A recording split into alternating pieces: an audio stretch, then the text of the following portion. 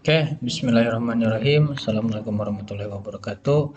Alhamdulillah hari ini kita masih bisa bertemu kembali dalam perkuliahan di semester 4 ya tentang sistem informasi.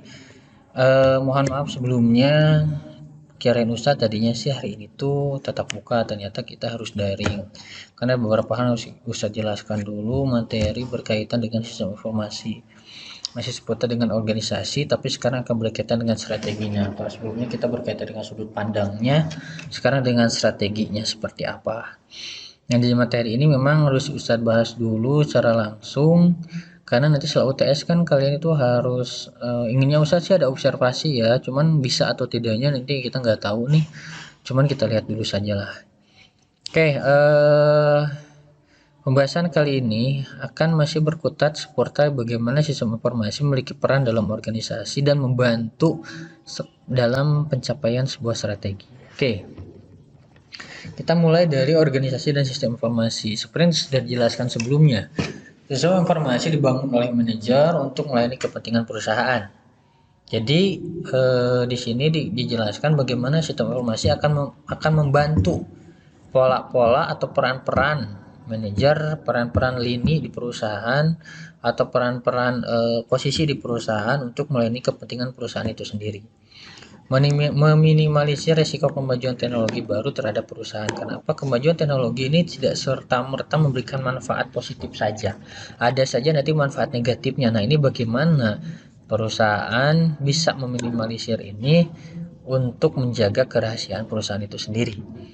Interaksi antara teknologi informasi dan organisasi dipengaruhi beberapa faktor seperti struktur organisasi, jelas ya, ada proses bisnisnya, didukung internet, didukung media atau tidak, didukung teknologi atau tidak. Ini nanti proses bisnisnya, kayak misalkan ya pembuatan dodol nggak bisa pakai teknologi, kita bisa saja pakai teknologi, cuman akan ada sesuatu yang hilang. Makanya ini harus manual. Politiknya bagaimana nanti. Budaya, lingkungan internal dan eksternal serta keputusan manajemen. Oke. Berbicara interaksi maka akan berbicara penyesuaian. Bagaimana sistem informasi mampu nggak bersesuai dengan struktur organisasi. Menyesuaikan antar lininya, menyesuaikan dari topnya, dari middle-nya, dari burst-nya. Nanti selanjutnya adalah bagaimana pengaruh-pengaruh lainnya terhadap proses bisnis. Ustadz Dodo nggak bisa di proses informasi, tapi penjualannya bisa, berarti kita fokus ke sananya saja. Politiknya Ustadz, bagaimana nih? Oke, so apa yang dikaitkan dengan organisasi dan politik dan sistem informasi? Misalkan organisasi yang bergerak di bidang media cetak. Perhatikan faktor bahasanya, perhatikan keadaan politik di kita, jangan sampai mentang-mentang kalian punya aplikasi asal jebret, asal post apa sehingga melanggar undang-undang ITE nanti akhirnya. Budayanya seperti apa? Ingat, dalam budaya pun sama, jangan sampai kita seolah-olah orang tidak beretika. Sistem informasi dapat membuka seluruh akses menjadi lebih mudah, jangan sampai kita menjadi asal-asalan dalam mengelola informasi tersebut. Lingkungan internal dan eksternal organisasi pun jelas.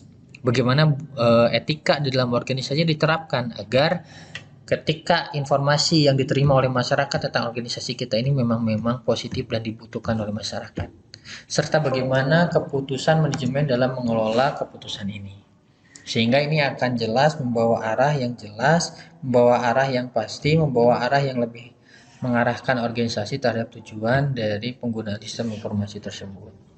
Terus ada organisasi, ada teknologi informasi, di sini ada media penghubung. Tadi organisasi dihubungkan ke dalam teknologi informasi melalui lingkungannya, melalui budayanya, melalui strukturnya, melalui proses bisnisnya, melalui iklim politiknya, dan melalui keputusan manajemennya, sehingga akan menjadi siklus perputaran antara organisasi dan teknologi dan informasi terus berputar sehingga kita mendapatkan standar-standar dari keenam faktor media ini. Oke, selanjutnya organisasi dan sistem informasi. Nanti ada input dari lingkungan, nanti ada proses produksinya. Misalkan tadi kita mendapatkan itu dari lingkup politik, oh isu apa nih yang sedang rame, kita coba masukkan ke dalam kotak proses produksi, nanti pengolahannya seperti apa, arahannya seperti apa, sehingga menghasilkan sebuah output untuk lingkungan. Jadi di sini akan ada evaluasi balik lagi ke input, sehingga kesalahan-kesalahan yang kita dapatkan di proses produksi pertama itu bisa kita kendalikan, bisa kita tadi kembali lagi ke tujuan awal, ada minimalisir di sana. Jadi minimalisir kesalahan di awal untuk prosesnya. Selanjutnya, organisasi sendiri itu adalah struktur sosial formal, stabil, yang mengambil sumber daya dari lingkungan dan memprosesnya untuk menciptakan sebuah hasil. Organisasi adalah lembaga resmi berbadan hukum dan memiliki aturan-aturan, prosedur internal dan ketentuan hukum. Makanya jangan main-main dengan sistem informasi, karena kita punya legalitasnya yang namanya organisasi. BEM, Prodi, Dema, apapun itu namanya, Hima, Reknaun wae, organisasinya mereka punya aturan. Organisasi sekumpulan elemen dalam mesin mencakup katup, roda, batangan, dan bagian lainnya. Ada kumpulan di sana, ada ketuanya, ada ini. Maka jangan main-main dengan namanya informasi atau pembuatan sistem informasi. Organisasi dari segi perilaku mencakup kumpulan hak, wewenang, kewajiban, dan tanggung jawab. Modal tenaga kerja sebagai input organisasi, barang dan jasa sebagai output untuk lingkungan. Usaha dari organisasi mahasiswa naon barang dan jasanya, ya itu bukan barang yang dihasilkan tapi aktivitasnya, karena kalian organisasi nirlaba atau non profit, berarti yang dihasilkannya adalah bagaimana kesan organisasi tersebut bermanfaat atau tidak di masyarakat. Makanya nanti sistem informasinya pun akan berbeda. Yang kalian gunakan adalah bagaimana sistem informasi ini mendukung aktivitas-aktivitas kegiatan sosial kemasyarakatan kalian yang didukung oleh sebuah penciptaan sistem informasi. Terjadi hubungan timbal balik dari lingkungan untuk menyediakan kembali input tadi. Ada masukan dari eksternal tong naon sih sakaya enggak. Tapi bisa kalian jadikan kembali untuk input, kalian olah kembali di proses sistem informasinya sehingga nanti menghasilkan sebuah informasi yang baru dan memperbaiki kekurangan-kekurangan di informasi sebelumnya. Oke, sudut pandang perilaku organisasi nanti akan berbicara dengan sumber daya lingkungan. Nanti akan ada strukturnya di sana. Jadi bagaimana perilaku hierarki, struktural, divisi tenaga kerja, ada nanti peraturan dan prosedur, proses bisnisnya seperti apa dan budayanya. Nanti akan masuk ke prosesnya, hak dan kewajibannya seperti apa, wewenang tanggung jawabnya seperti apa, jawabnya nilainya seperti apa, normanya seperti apa, dan orang-orangnya seperti apa sih yang dibutuhkan. Sehingga ini akan menjadi sudut pandang perilaku organisasi yang akan menjadi standar umum dalam penciptaan sebuah sistem informasi yang diharapkan menjawab dari output lingkungan itu sendiri.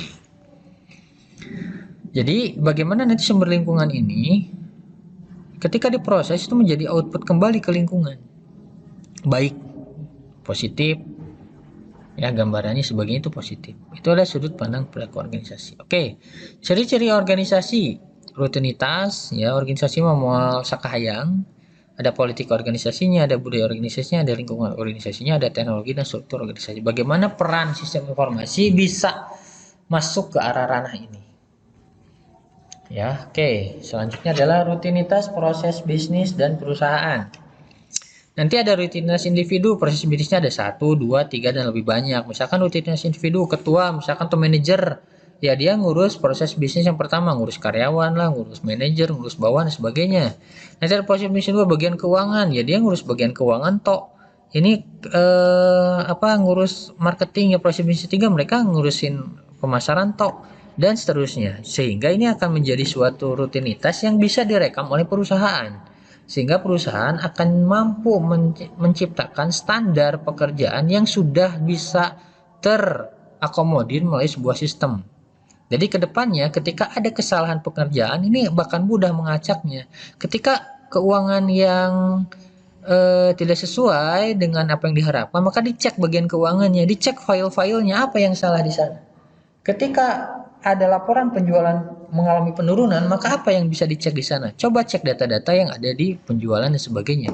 Ketika ada karyawan yang tidak optimal di bulan tertentu, maka dicek adalah bagaimana peran manajer dalam mengolah karyawan tersebut, sehingga jelas pada sistem informasi menjelas ini karena datanya sudah disimpan dalam sebuah sistem dan dikeluarkan menjadi informasi untuk siapa? Untuk perusahaan gitu. Terus, dampak sistem informasi bagi organisasi dan perusahaan bisnis. Pertama, adanya dampak ekonomi jelas. Ada transaction cost theory and agency theory. Ini jelas. Jadi nanti akan ada biaya-biaya yang harus dikeluarkan dari penyediaan sistem informasi ini. Termasuk nanti akan ada juga input dari pengelola organisasi, dari informasi yang dikeluarkan oleh perusahaan tersebut. Dampak struktur organisasi. Dengan adanya sistem informasi akan meratakan organisasi. Karena apa? Dalam sebuah sistem, mau itu atasan, bawahan, itu sama, mereka terlingkup dalam suatu sistem. Ibaratnya kayak kita masuk masjid, mau presiden kayak mau apa, kita sama dalam satu saat merapat. Cuman kita tetap ada saling menghargai di sana. Jadi tersakaha yang anggar di organisasi. Tong merasain no kolot tuh bisa IT, orang jago IT ya akhirnya dihina. Si eta mah belegu atuh pi omongeun ai kitu mah. Jadi nanti tetap IT meratakan organisasi, cuman tetap menjaga yang namanya saling menghargai.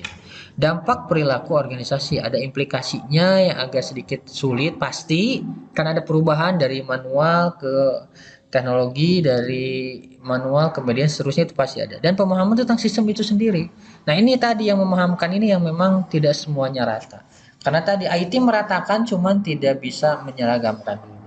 Kenapa? Ya harus ada beberapa tahapan yang harus dilewati khususnya untuk melakukan pemerataan ini. Oke.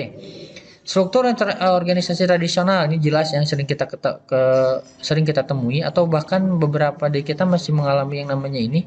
Sebuah organisasi dengan hierarki tradisional memiliki banyak tingkatan manajemen, atas, bawah, menengah, bawah. Ini dari atasnya 1, 3, ini makin bawah makin banyak. Ini organisasi tradisional. Selanjutnya organisasi IT, biasanya tadi karena sudah diratakan, paling kita hanya butuh manajer saja, di manajer butuh beberapa bagian, sudah diratakan, sinkronisasi lewat IT, lewat sistem. Cuman di pemerataan ini akhirnya tidak sakahayang, tetap ada koordinasi. Misalkan si yang dirata ini, yang di garis ketiga ini nih, yang banyak ini bisa saja mereka sering koordinasi untuk nantinya mereka koordinasi ke atas, ke bagian middle ini 3 orang untuk dilaporkan ke yang paling atas. Itu jadi ada struktur organisasi IT. Keunggulan kompetitif dengan teknologi. Model daya kompetitif Michael Porter. Jadi nanti kan ada persaingan tradisional, ada pendatang baru di pasar, produk dan jasa pengganti, pelanggan dan pemasok. Dengan adanya sistem informasi, kita akan memiliki keunggulan kompetitif di pasar, di lingkungan organisasi tersebut. Bagaimana ketika kita menjalankan suatu organisasi dengan latar belakang sistem, maka ketika ada kejadian-kejadian yang di luar dugaan kita, ya kita bisa lebih awal untuk meminimalisirnya. Oke, selanjutnya model gaya kompetitif Michael Porter. Pertama, perusahaan dan pesaing. Ada pemain baru di pasar, ada produk pengganti, tadi produk substitusi, ada pemasok, ada pelanggan. Bagaimana kita ketika memiliki suatu informasi, keempat aspek ini berada di lingkaran kita. Jadi pemain baru di pasar, kita tahu siapa nanti pemainnya, bagaimana cara menghadapinya. Produk penggantinya, misalkan saya jualan roti pagi-pagi, ternyata ada yang lebih laku yaitu bubur. Bagaimana cara menghadapinya. Pelanggan saya tuh ternyata nggak jajan di saya saja, di yang lain, bagaimana cara menjaganya. Pemasok tuh yang satu ada, yang satu kadang tidak ada, bagaimana cara kita memanage pemasok sehingga barang yang kita butuhkan ini bisa kita dapatkan atau bisa menjaga input kita. Nah, inilah yang harus masuk ke dalam pola sistem informasi nanti di suatu perusahaan. Nah, inilah yang harus kalian pahami, beberapa tahapan-tahapan ini agar perusahaan atau organisasi atau usaha kalian bisa kompetitif dengan adanya pengelolaan sistem informasi ini. Strategi sistem informasi terkait daya kompetitif. Bagaimana nih? Dulu pernah dipraktekkan oleh Walmart gaya kepemimpinan dan manajemen yang rendah. Karena kita kan tadi sudah pakai IT. Yang harusnya banyak divisinya dipangkas. Saat ini kita hanya cuma punya 3 lini struktur perusahaan, itu bisa menjadikan perusahaan lebih efisien. Ada diferensiasi produk, karena tadi kita tahu pemasaran apa, dari informasi yang kita dapat akhirnya kita punya produk yang berbeda. Fokus pada ceruk pasar, karena tadi kita tahu keinginan konsumen seperti apa berdasarkan informasi yang didapat, jadi kita bisa fokus ke pelanggan-pelanggan tertentu, dan itu bisa tambah mudah kita menuju ke konsumen tersebut. Komunikasi dengan pelanggan dan pemasok ini juga sama. Bagaimana karena tadi kita sudah tahu informasinya pemasok A ternyata susah, kita cari pemasok B, ketika di A susah kita dapat di B, dan ini akan menjadikan suatu iklim yang tidak terputus karena adanya sebuah sistem informasi. Jadi kompetitifnya suatu perusahaan atau organisasi atau usaha kalian tidak hanya terbatas pada bagaimana peran pesaing saja, tapi bagaimana kalian bisa mengalokasikan tadi keunggulan kompetitif yang dijelaskan oleh Michael Porter sehingga bisa meminimalisir segala risiko yang kalian hadapi di perjalanan ketika kalian menjalankan sebuah usaha dengan strategi sistem informasi ini. Nah, itu sajalah ya materi untuk hari ini untuk informasi. Nanti. Oke, itu saja dari Ustadz. Sekali lagi, mudah-mudahan bermanfaat. Assalamualaikum warahmatullahi wabarakatuh.